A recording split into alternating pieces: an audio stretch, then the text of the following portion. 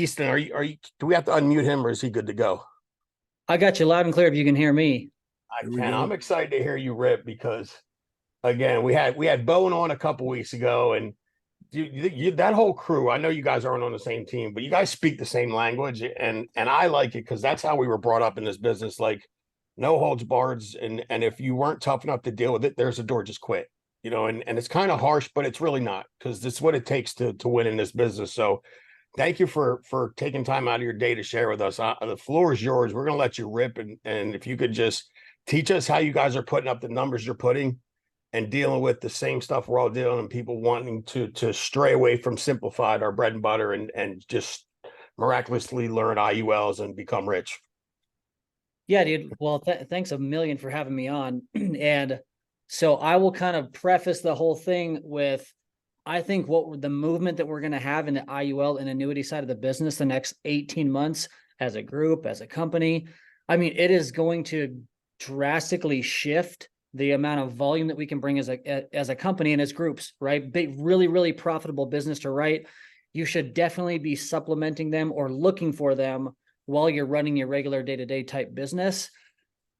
Biggest conversation that we've got to have is when you're brand new, can you wait 4 to 6 weeks to get paid?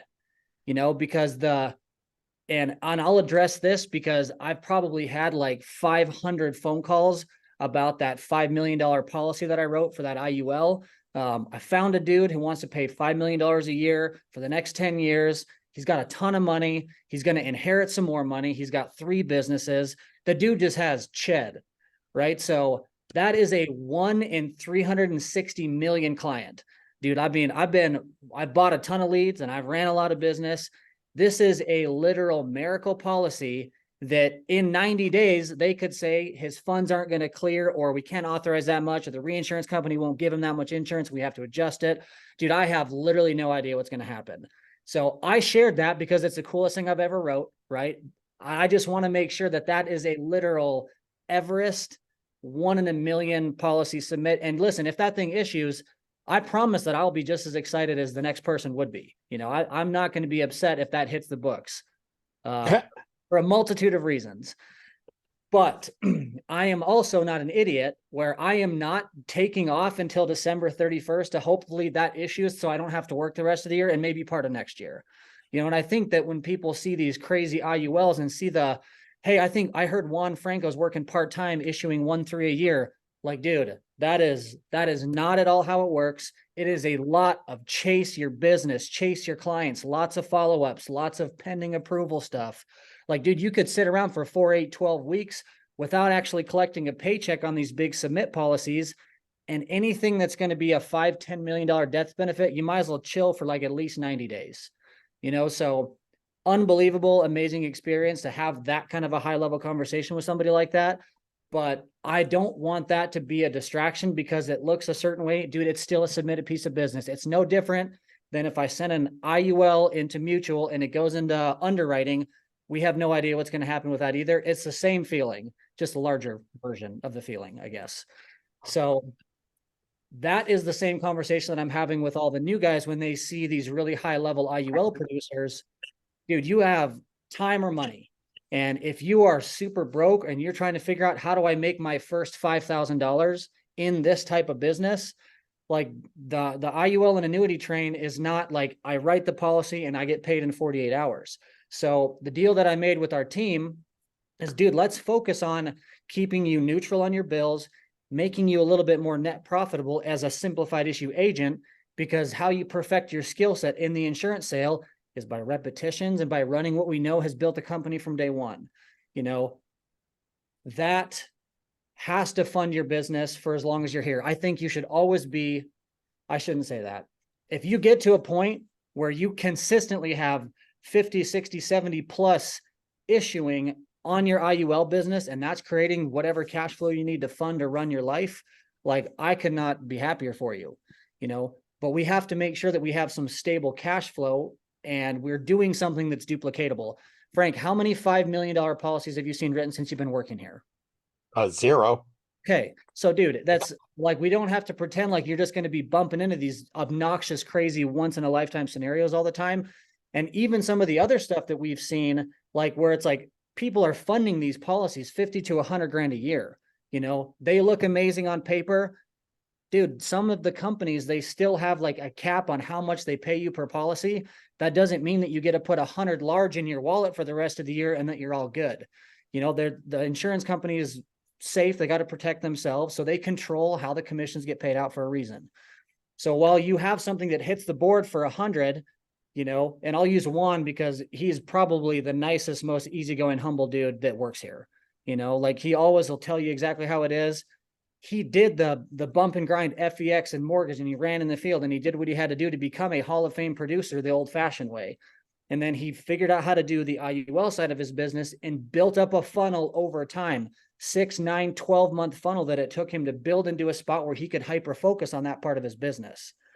So when we're breaking down our bread and butter with new agents, my deal is, dude, I couldn't be happier that you want to learn that side of the business. And listen, if you catch a whale that hits the board, there's no one going to be more excited for you than myself. Watching somebody earn an income that they have never seen before in their life, it is the most rewarding part of our business. But we have to focus on that stuff on Sundays, dude.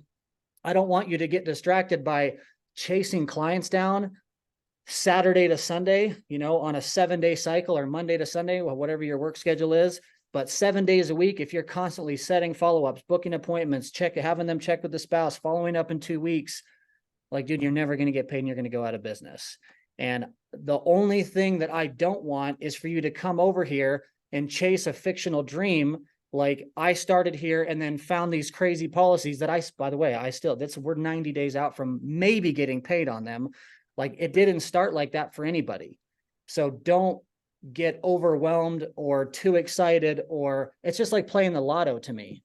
Like don't play the lottery to pay your bills. That's a crazy way to live your life. And I think focusing on the wrong style of business is literally playing the lottery to hope you catch a lucky break and hope something issues in time to hope you can pay your bills. Like, dude, you don't have to write that much business to like pay your bills if you live just a normal life. You know what I mean? Like most people don't have $25,000, $30,000, $40,000 a month in just like day-to-day bills. And if you do, man, I literally don't know how you got here, to be honest. Like that's crazy. So if you're just like a regular agent starting who's basically homeless broke like the majority of us were when we started here, we are not chasing the dream. We are chasing duplicatable business, functional cash flow, and something that you can guarantee. Well, I call it guaranteed income. That was my running in the field for me, was my guaranteed income. Once I hit 12 months in this business, if I had 8 appointments in the books, 2 days in a row or 4 days a week, I knew that I was going to pick up checks. I knew that it was going to guarantee pay me a certain amount of money because I knew what my numbers were. We are still focused on welcome to the virtual game, dude. Now you have to get more leads and book more appointments because you have more no-shows and more chase. It doesn't just because you're in the PJs or laying down in the bed with a little head chair that you got where you lay down in your queen size or whatever you guys have. That is not how you actually have like a really high level functioning business. So let's just do what we've always done, Frank. Like, how did it start? We dialed to set appointments. Well, if you guys, I don't know how much of you guys are called to close or, you're still having a couple of people run in the field a little bit. I pushed really, really, really hard on running a virtual business. First of all, I could barely learn how to sell in-home face-to-face when I was new. Like I was so atrocious, I almost went out of business, And for those of you who don't know, like I almost put myself out of business running this business the easiest way you could with final expense clients in-home. That's the most consistent business that we have. It's the easiest way to get paid because it is so simple. Hey, if you die, who's in charge? Let's get 10 grand. That sounds good. What's your budget? You go through all that stuff. I couldn't even figure out how to do that. So why would I want someone to come on board and try to learn how to close an internet lead when I could barely do it face-to-face with that social advantage that you have being in person?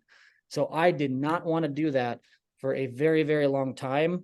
So just transitioning to having a virtual team with a virtual schedule where you do have to have more appointments and more presentations, especially when you're new and you're developing a skill set, it really does show the power of Zoom, Zoom dials. Now it's like Zoom presentations, which is very, very powerful to be able to, dude, if I could go back, Frank, and have you listen to my in-home appointments as a brand new agent, can you imagine the advantage that would have given me? And then you can hear me and you're like, Easton, dude, can you please mute? You're blowing it. Let me try to fix this before it's too late. But you can get coaching corrections from people. Like, you can actually get live coaching from people that have gone out and hit Hall of Fame production. Like, that is such an advantage. And, that is just me being myself and pushing back, this is what works for me and my team. And this is exactly what we're going to do. So we waited and waited and waited. But if you're doing that virtual side of things, it is exciting to write IULs and annuities. And I don't know, Frank, I don't know where he went. I lost him. I'm not sure who the number one IUL and annuity producer is, but I am fairly confident Frank is like top 3 in the whole company, as far as I know. Is that right? Maybe. Annuities? Not, I mean, back in the day, I mean, now you got Brad Allen might do 10 million this year. You know what I mean? And that's just, it's unheard of. And it's the same thing. Like Easton, the first few years in business, I think I did 350 the year one, and I was like number 5 in the company. And so the numbers have they've exploded over the last 10 years, which is awesome to see. But yeah, I mean, at one point I was up there with those guys. Now I'm just, I would be embarrassed to have the numbers I had back then now. Well, it's also a lot, even 4 years ago. So it's almost 4.5 years. In October, it'll be 4.5 years. Our lead availability and access to training, it is not even remotely close to it was 4.5 years ago, much less 10 years ago when we were a scratch company. Like, the entire system and structure is so much different that now new agents have a much higher chance to be able to come on at a smaller expense and be more profitable as a new agent. Like, it's just, we do have an advantage now, which it's crazy that we only have so many people that are working at the company when we could easily have 100,000 writing agents every month as a company. It's crazy that we don't have that yet because of how well structured our entire system is. So Yeah, I don't want to get too off track. I did just want to at least start with, there's no reason to get overwhelmingly excited about, fake submitted sales until they issue. So don't get distracted by chasing the lottery ticket when you can't afford to wait that long to get lucky. Like, we just have to stick to what we know works, getting a certain amount of leads, making a certain amount of dials, getting live coaching, following up when you need help. Like, none of that stuff has really changed that much. You're always just reaching out for help, letting people listen to you, and being open to change. So I'll kind of start with that. And then however you want to redirect me from there, I'm more than willing to keep rolling. no, absolutely. And so let me ask you a question, because I'm trying to transition to the telesales, the group, because I it's where we're headed. And I think the longer you wait, the further behind you're going to fall. So you guys have a live dial room, correct? Yes. And how many people on a regular basis do you have in that room? We'll have anywhere from like 4 or 5 some days, and then we'll have 15 or 20 some days. So it kind of just depends on who gets on. I have become a lot more calm as far as, like, I can't beg you to get on and want to get better or get paid. Like, you're going to do what you're going to do, kind of thing. So, I'm like, hey, if you guys want to get on, I'm still going to be on doing live dials, screwing up sales in front of you guys. And I opened up there's 10 breakout rooms inside of our Zoom room, so that if we've got a new agent that gets on a hot one, I can pull them into a separate room and I can listen to them and help coach them through a sale. And that's kind of what we've been doing. Is it'll be, me and maybe 3 or 4 different guys that have closed some business before will get on and live listen, even though we can't correct everything on the spot, but we can take notes while other people are selling and go, verbiage here, adjust your tone here. Don't stop and pause for 8 seconds without saying anything for no reason. Like, continue to the word tracks a little bit better, maybe change this. But it allows me to, like, hear you, Frank, do your first virtual sale close. And you know what I really did is, because I was so awful at it, this was like restarting all over again. It was horrid. I jumped into Bo and Sweeney's team room, and dude, I just sat in there for like 2 days and listened to them work. I just wanted to hear what people were doing and how they were closing business over the phone. It seemed like a made up thing. It didn't seem like you could actually get paid from an office. That just seems so bizarre. So I wanted to hear it because I tried it and it did not go good for one day, so that I didn't do it again for like 2.5 months. And then I tried it for one more day. And, I kept doing this to myself. And what I finally did was I jumped into Bowen's team. I listened for a couple of days, and then I cycled into a virtual calendar. So I was 4 days a week. So then I went 3 days a week in the field, 1 day on the phone, 2 days a week in the field, 2 days on the phone. And I just kept it at those margins until I could slowly pick up one more virtual day, go out and get my guaranteed money, then add another virtual day. Hey, if I have a huge day Friday in the field, then Saturday, I'm going to just turn in all my in-homes into virtual appointments and see what I can do. Like if I hit whatever my minimum is. So if I'm doing what I need to do in the field over the weekend, now, dude, I've got Sunday, Monday, Tuesday, Wednesday, where I've got 4 days to try to do call to closes. So you actually have a chance to get more production days in because you don't have a dial day with two run days or 2.5, and then a dial day with 2 run days. You can call to close 7 days a week, for those of you that are itching to get a slight advantage. There's no rules that say, hey, no working on Saturday and Sunday. So that's what I did with my run schedules. I just slowly started giving myself one virtual day at a time. And then, dude, I just had to cut myself off. I'm like, dude, you got to grow up. Like you can definitely do it now. You're just being a wimp and you're too scared to commit and go all in on virtual. So, I cut myself off like 3 months ago, and I turned off, like I was the mortgage dude. Like, let's be honest. Like it's crack to me. I still love it, but I turned all of it off and I got out of the field 100%. And I just forced myself to do it. But dude, this was like months and months and months of slowly adjusting my schedule. And it's really hard to convince me that a $98 mortgage lead that I have to drive to get gas and take a flight and get a hotel, that's worth it to me still. Like Right. You're 5 large in the hole to get to a location to run an lead that's way too expensive. Like profitability does not make sense to do anymore, I don't think. So that's how I shifted my schedule into a virtual. Okay. Do you mind hitting on, and I asked you how many you got on your live dials, because we have this, same thing with us. Like this morning we had 8, and I don't know what the max was, the most we had on today, maybe 18 to 20. There's 111 people on this call, and every one of them need to make money. And to me, I've been in some of these virtual meetings and listening, or dial rooms, and listening to people dial, and to me, it's priceless. So it's confusing as to why we don't have more participation with the amount of people we have on this call. So I'm sure you probably deal with the same thing everybody deals with, but it's like, if I get into your live dials and I participate every day and I get coaching and I make the changes and I get leads week in and week out, is there any way I'm not going to get this? Well, this is me making my guarantees. I think it would be damn near impossible for you to fail permanently if you genuinely get on, plug in, you pay attention, you get help every single day on Zoom. It's really going to be hard for you to suck forever. Like you are going to get better through repetitions and live coaching.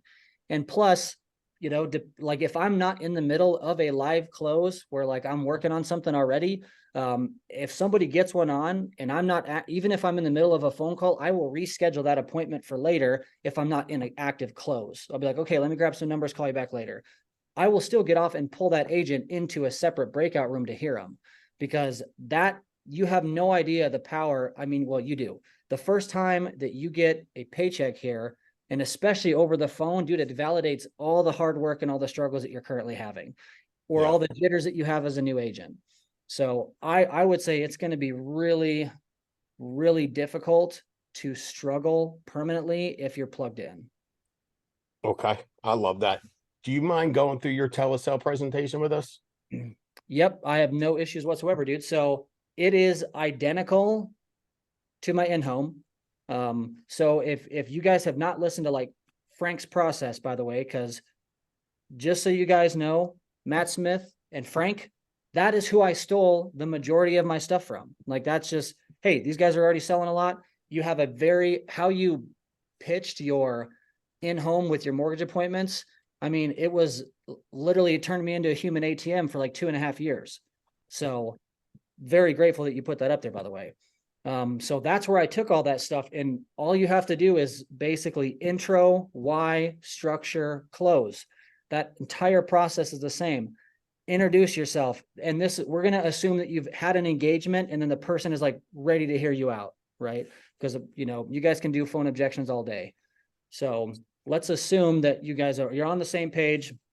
Cool. Frank, can you grab a pen and paper for me really quick before we get carried away with this like gentle interrogation? I need to give you all my state ID information. You know, some people think it's funny, some don't think it's that funny, but you know, I'll say something smart to them a little bit to try to get them to just loosen up or relax and like give your first instruction. Hey, can you grab a pen and paper? I'm required to give you all of my state ID information. I'm gonna give you my full name, state ID, and my direct cell number. So I'm already treating this as it's a closed deal because they need to have my cell number so they can call me if they need anything. So I'm already getting in the mindset that it's closed. Then you just open it up with all the regular why stuff, you know, hey, it looks like according to this, if it's an internet lead, as an example, it looks to me like you're just on the hunt for something small, 10, 20, 30 grand to handle, so, you know, some funeral type expenses. Obviously, when I get this in, normally you have somebody specific in mind that's going to be in charge of that stuff for you. So for you, who would that be? And I want to get that person's name. And then I'm just trying to uncover like, what's the scenario with that person? Do they live close by? Do they live with you? If it's a spouse, obviously, I think that's really simple. If they live out of state and it's a kid, do they have a family? Are they married? Do they have their own children? What do they do for work? That stuff is important because if that person if their kid's job is that they manage a McDonald's in their hometown or whatever, versus, yeah, my kid is the head of the FBI in DC, like those are much different conversations that we're about to have for like why it's really important to that child, you know? So if they're already struggling and supporting a family and the mom and dad are both working, they got 1, 2, 3 kids, whatever it is, I'm assuming that the reason that you were looking into something small like 10, 20, 30 grand is to kind of pick that burden off of the kids and grandkids so that they don't have to, you know, basically pay the consequence of your death. And you can be as gentle as you want with that part. You don't have to say it like that. But that's the point that I'm trying to drive home is I need to understand why it's important to them. And then just having a conversation about your kid. Cool. Well, how far do they live away? What do they do for work? Just having a regular conversation and be genuinely interested in their response. You know, pretty normal stuff. You're gathering the why. The structure piece is the only thing where I added a little extra splash at the very end. My structure stuff all stays the same. So Frank, job is super easy. Basically we underwrite for like 30 or 40 some insurance companies or whatever. They are all state regulated, which all you need to know about that is insurance is essentially universally priced within a few pennies. All the companies, they all have to follow the same rules. One company's not going to be $1,000 a month. The next one's not going to be 8 cents. They'll vary a handful of dollars per company, depending on your age and how banged up you are. Does that make sense? So probably $2 to $5 different-ish. Okay, cool. So what I do is I go through this sweet little suitability sheet that they give me, and I'm just going to ask you all the questions on it: age, income, house, health, current insurance you got. And then I actually help shop around the entire US for you. So I can handpick maybe like 1 to 3 companies that we think you match with best that will give you the most insurance for the least amount of money. And then once I isolate a company with you, you will custom design your own plan, whether that's 10, 50, 100, I don't care. You're going to build it out with me to the penny of what makes financial sense, but enough insurance to still take care of the kids. Does that make sense to you? Cool. Once we have company and amount of insurance that you would like to apply for, or that you would like to have, all I do is send a request for coverage for you into the insurance company to make sure that you can get the green light so that if tomorrow is it, your family has some kind of minimum bare coverage in place. Does that make sense? Just reconfirming we on the same page. And everything that I do for that is stated. You get to make your own plan. I'm going to shop around. We're just looking for a minimum amount of insurance so that your kids are going to have something instead of nothing, but it has to fit you financially. That's like, because everybody wants I'm only going to do it if the price makes sense. Well, dude, anything is going to be more helpful. I don't care if it's a $3,000 policy, $3,000 to your kid who has no money is more than zero. And it's very helpful, you know? So I'm not necessarily premium hunting in every single situation. We are looking for bare minimum coverage to get approved. Cool. This is the only thing that I changed because now that we are not face to face, I needed to let everybody know this was the information I was gathering because I was getting pretty beat up about social and bank and I don't know you and I don't give that over the phone. So I just started adding like, hey, Frank, you been to a dealership, picked up a car before? Yes, cool. This is going to be the exact same as if you go into a dealership, except for they don't even check your credit. They're just going to ask you for all the same information. They want your full name, date of birth, driver's license, social security, and whatever bank you're going to use to pay for your insurance. Once we get that far where we've got company and amount and we're doing the application, they are going to ask you for that information. And I just wanted to make sure you were comfortable giving it to me because they will ask. And again, all I'm doing is putting all the pressure on they, the insurance company, need it. I don't care about it. I don't have to have it, but they need it. Do you have it? Do you have access to it? And are you cool giving it to me because they are going to ask you? I had to start adding that piece in, and whatever version of that example that you guys, that fits you the best. I figured a lot of people have bought vehicles at some point in their life. So that was the easiest thing that I could think of to relay it. More than likely talked that from a training. I don't remember who I took it from, but that's the dealership piece is where I really found out if I was going to close the deal or not. Right. So that was the only thing I added. And then from there, it's just filling out the paperwork, finding a company, making sure you stay within budget, and we're good to go. This other little unique thing that I found is I started implementing a temperature check to see how committed was my client before we got to the prices. So once I go through that whole entire suitability sheet and we're at the very end, I'm like, all right, this is awesome, Frank. I'm going to go ahead and do some digging around from a couple of companies to see who you actually pair with best. While I'm doing all this shopping, would you mind grabbing your ID and your bank stuff really quick while I'm crunching all these numbers out? And dude, if they will get up before I've priced them out and go grab their bank and their driver's license, I've got like a 90% chance that we're going to get the green light on a yes from them. So that was my like little temp check where if I thought it was going well and I would ask for that before they saw prices and they would get it, that gave me a lot more confidence in showing bigger numbers over the phone because they were willing to get their stuff before we knew price. So that's pretty much my entire top-down thing that I do. Dude, that's so money, and it's different than the ones I've seen. As far you're just very casual, and it's almost like, and it's we always talk to agents about being like, act as if you don't really care. You know what I mean? You're indifferent to the whole thing, and you do that very well. But you definitely de-escalate and have them bring their guard down with some of the things you said. Minimum amount of coverage. You look into, what did you say? You're going to build out the request. And all I do is send in a request for coverage to make sure that the insurance company actually take you. You're looking for, can you repeat the thing you said to me about 10, 20 or 30 grand? And it had to relate with the burial. I couldn't write it. I couldn't write that fast, but the statement was money. It was so smooth. I always ask if they're looking for something small, like, 10, 20, 30 grand or something. That is my way to basically brace for impact, where I've got a huge window, whether maybe they want a cremation and I can, maybe press to 10, or they're looking for like a full legacy plan. And they're like, well, they'll tell me right away, like, well, I was hoping to get a little bit more than that. I was like, cool, like what, 50 to 100, 500, 10 million, you tell me. And that basically gets me to get a legitimate answer for, in their mind, what are they really looking for? And if they give me a crazy number and they're 76 and they want 500,000, they want it under $100, it's all good. So basically it sounds like you're just trying to get as much possible insurance as you can that you can afford left behind for the kids. Fair enough. And then I'm isolating, not having to show them 500 large because, dude, they're never going to get 500 grand at 76 for $100. So I'm taking that back away. But if you can just say, dude, you want something small, 10, 20, 30 grand or something like that, they will correct you or tell you what they're looking for and what direction they're hoping to go.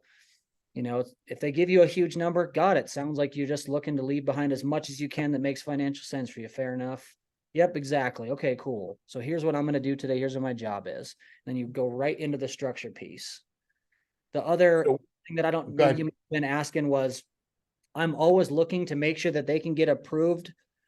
Our entire goal today is just to make sure that you have some kind of minimal insurance to place in case tomorrow is it that the kids have something instead of nothing. Whether we do 10 or 100 or a million, my goal is to get you the green light for whatever you decide is the minimum amount that you'd like the kids to have. Cool. Got it. We get an agreement and then we can proceed. So when you ask them, um, I'm going to figure out who you pair best with. While I'm doing that, can you go grab your license and your banking stuff? And I like how you say your banking stuff, because it's not like your account or voided check. It's your banking stuff. You know what I mean? It's almost like, what's your social? Um, if you ask that 10 times, how often do they say okay? I bet like 6 or 7, especially if they already have, like, if we've agreed early in the appointment that this was the process. And, I told them, just like at the dealership, they're going to need this information. And then I asked permission, like, hey, if we get this far where we've got company and amount, since they are going to ask, are you comfortable giving that to me? Do you have access to it? And are you comfortable giving that to me? Because the insurance company is going to ask you for that, Frank. So I just want to make sure there's no surprises or anything like that. That's why you got my ID info. Dude, you don't have to go super deep into that. You can just state it gently and compassionately. And I think you'll probably get, between 5 and 7 yeses out of 10. If they give you that, well, I really want to make sure, that the price is good before we get that far. Frank, I don't know if you know how insurance works, but they will never let you apply for something out of your debt to income. They will literally decline it if they think it's going to be more hurtful than helpful. They'll kick your insurance and make you do less. And that's just my way of taking them back in to, like, dude, I'm not here to overcharge you for insurance. We're just trying to find that minimum amount that's helpful for you. Cool. So and sometimes that's true. Like, if you put that their income is a certain amount and they try to put in for 10 million, they will get kicked because they don't have the income to support it. So I just made that my universal rule for downselling people into affordability. Yeah, I love the minimum amount that's helpful for you. Like that is, and you say that, it seems like you say that a bunch of times, which is awesome, because it just sounds good. So I'm brand new, Easton, and I'm going to start doing telesales. Do you give me a written copy of this that you tell me to memorize, or do you have an audio copy that you tell me to listen to and repeat it till I get it? So we got a boot camp, it can just be as generic as you want, just to get some kind of sales concepts into your ears.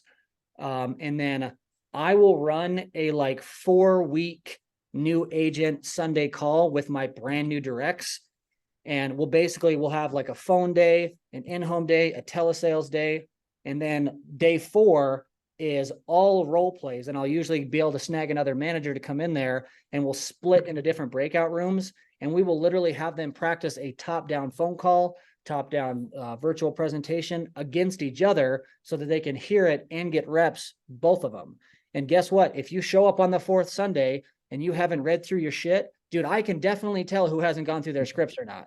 Because we show up and you're like reading it for the very first time, and then you black out and completely forget. Now, I understand that you get nervous because I'm staring right into your soul while you're doing it on Zoom. So I get that you'd be a little shaken up the first time that Zach made me present in Denver in front of a group of 4 people. I thought I was going to, have to change my shorts, but I got through it. And now that you get to hide behind Zoom, like, it's all good, So I get people are a little bit nervous, but if you have never gone through your scripts and you've never practiced, when you show up on that 4th Sunday, like, dude, I'm always going to know. And I'll just say, hey, listen, let's move you to next week. Obviously, you didn't read any of this stuff and you didn't practice at all. So let's hammer it out a couple times, maybe read through it on your own, read through it, record yourself, listen to it. Would you have bought from you? Probably not. That's what I did, is I recorded my in-homes, and I never would have purchased from me. So little stuff like that we started doing for like a group of new directs that are coming on. Every Sunday for 4 Sundays, we'll do new agent training. Okay. Would you mind sending us a copy of that script? I think it's money. Yeah, I can shoot it over to you. Yeah, dude, I mean, everybody, I'm sure everybody's got their own one call close script or script, but that to me is so disarming. It fits more people's personality than the other way, and the super assumptive way we close in home and face to face. I think it's a little bit different in telesales, because you can't be that way. Somebody will just hang up on you. And I like this. It seems like it flows very well. Let me see. It's about 6:56. We try to keep this to an hour. If does anybody have any questions, can you put them in the chat? I got a mock-us. Mike, do you have any questions for Easton? Where is Mike? Mike, no. Oh, he's on somebody's calling a hotline again. You gotta love it when we're doing a team call and people calling the hotline. I guess they're out making sales. All right. So are you working, Easton? How long you been here at FFL? Almost 4.5 years. 4.5 years. And you're still working 7 days a week? Yeah. Usually, it's always 6. Sundays, I'll do a little bit of stuff on Sunday. So I don't normally take all of Sunday off, but I try to like have a committed half day to my wife. She's put up with a pretty good chunk of me, running Yeah. around like a lunatic. So I try to give her like a half day where I'm paying attention. It's just us kind of stuff. Okay. Well, and the only reason I say is like it's 4.5 years. It's not like it's 10 or 15. Most new businesses take 7 years to become profitable. I know you're already profitable, but you're not where you want to be. Obviously, that's safe to say. So you're still grinding. Um, what is your team issue on a monthly basis? We are just a shade under a mil now. Just a shade under a mil. And over the last 3 months when you transition to telesales, do you see a spike in the growth? Are you excited? What do you think is going to happen the rest of 2022? Well, we'll definitely get 2023, I'm sorry. Yeah, I think it's kind of like any section of your build and your momentum, right? Like if you've got a team of field warriors that are all making this transition at the same time, you're going to have a dip, then you're going to see a little bit more stability, and then you're going to start seeing some increases, especially with bringing new people in and having your, old reliables learn this new skill set. We should see a pretty good growth chunk here by December 31st. Should be pretty solid. Yeah, I don't see why not. Because I feel like we're starting to hit that transition too, and it's just like you said, it's repetition with the telesales. It's completely different than face to face, and most of us sucked face to face when we started. Took us a little while, a bunch of appointments, a bunch of reps to get decent, and it'll just be the same thing with final expense. But this script is fire, dude. I can't tell you how much we appreciate you for sharing with us. Let me make sure we don't have any chats, and then we'll wrap this thing up. Can we get a copy of the script? Yes, yes, yes.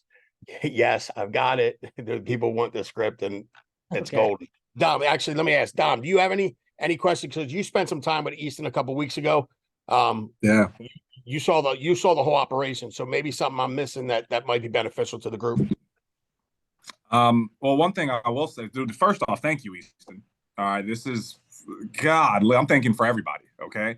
Because this is, dude, it's so applicable. Like you can take what you just talked about, and right when we hang up, we can put it in play. I'm excited to see who puts it in play tonight. So that's what's so cool. But dude, when I went out there to Denver, and I saw Easton working with agents, all right, and what they were doing together, it really inspired me to do more with people. You know what I mean? Like not just, hey, read this script. No, it's like, hey, read this script and let's talk about it. Let's role play. Actually, how about you set some appointments and I'll hop on your Zoom with you and we'll close some deals together. And I've seen a lot of that. And what that does is just bring a lot of confidence. So I thank you, Easton, for showing that and really explaining that today and articulating it today, because I think all of us, we can do more with people. I think a lot of us, we do, it takes it to live dials, right? Like you can make your dials by yourself, but when you go on there and you do it with a group, it's not about you, it's about the team at that point in time. And there's a lot to be said with the corrections and things like that can be had. So I just want to say thanks, dude, and let's just keep following this up, man, and keep building on it, because this is massive. And you said one thing you said about the IULs though that I thought was really interesting. You said you don't pay your bills gambling. With a lotto ticket, right? Like you don't say I'm going to pay my bills by playing the lotto. And guys, I'm telling you, I got a little head fake too in July. Got a little head faked. And then I said, interesting. Let's go back to this Facebook final expense and start whamming it up. And guys, I've issued paid more with Facebook final expense than I did spending 3 times the amount with IUL leads. And I'm not to say like I'm just not that good at it, I guess. You got to know your pitch. And my pitch is simplified issued. Well, dude, great job, I'll leave you with this before I get off here, Dom. I appreciate you both, all of you guys, for getting on here too and listening. It means a lot. We got to meet a guy at the integrity organization when you're talking about, hey, you're still working. This dude was building his business to put it up for sale for 50 years. And dude, I'm not even 5 years into this thing. So I like meeting people like that have either built these. I mean, dude, I'm not saying this guy is an example, but there's people that build a $500 million company that still work like 5, 6, 7 days a week. And I think for us, the fact that we even have a shot to do something like that in a 5 to 10 year window where you can build a profitable business pretty dang quickly, and then you can scale it, dude, in 5 or 10 years, your entire life can be significantly different than it was your first day. And there's other people out there that will grind for 7 years to break even and then take 50 years to build and sell a company. And we just have a massive shrinking timeline that we're allowed to do that in comparison, which is cool. So I just wanted to add No that. doubt. Well, I appreciate it, Easton, and to say, just to the folks that are looking like, I'm going to build this business so I don't have to work. That tends to never work. I think the people that are most successful just enjoy working and enjoy the grind of the day-to-day stuff. And so if you're trying to build this to unload it and then not work, it tends to not work because you're doing it for yourself. And when you're doing it to help serve other people, that's bigger than just you, and you won't just stop. People used to ask Jamie, and then Dom, you've probably got to ask this, like, when are you not going to work? I'm like, I'm never not. What am I going to do? First of all, like we did this. It was such a blessing. Sean was such a blessing to us, and this opportunity, it's changed our lives forever. What the hell good would we be if we just said deuces, like we're out? I mean, we're doing this to try and get other folks where they want to be, where we were fortunate enough to get to. So that makes a lot of sense, Easton. And it's a grind, and it's really not. I mean, I'm 46. If I stop, I don't know anybody that retires at 46. That'd just be weird. Like, people work till they're 60, 70, 80. If I can do this if I'm fortunate to be able to answer my phone till I'm 80, why wouldn't I? Like, I could do it from anywhere. All you need is a cell phone. I mean, I could be cruising the world on a boat and seeing a whole bunch of stuff while answering phone calls going, don't say that, say this when you're on the phone, right? I mean, it's just not that complicated. So again, Easton, thank you so much for hopping on. This was great. If you could shoot us a copy of that script, and if you ever need anything from any of us on this call, we'd be more than happy to help, even though you guys are smoking it already. Guys, let's get on the live dials. Like, can I get like everybody to raise their hand or stand up? If you like, raise your hand, stand up, get on. If you want to get on the live dials, like, put your hands up, because we need more. There should be 101 people on here. Well, 100, right, it should be 101 people. Us. We can't. But you never know. Easton may join us. Easton may, right. I mean, we're trying to combine, but like Dom, we're trying to combine people to just make it bigger, because the more people we have, the better off we are, and the more people get help. And at the end of the day, that's what it's about.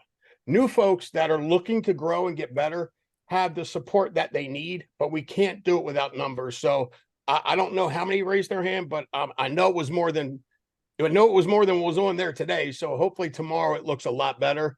But guys, let's keep on ripping every week, week in and week out, and send this call out every Monday, 5:55. Start sending out 5:45 and get more people on this, because if you miss this today, something's wrong with you. I know we have a recording of it, but nothing's better than this live. Go ahead, Dom. That recording that gets sent out, please listen to it again. Yeah. Like, no listen to it. I know everybody was like, yo, that's gold, that's nuggets. Yeah, but you ain't going to remember it. Okay? Like, you're not. You feel like, oh, that's a good song, but you don't know the words. So when that thing comes out, I'm going to be listening to it, because that's the first time I heard Easton do it, and I need to be better.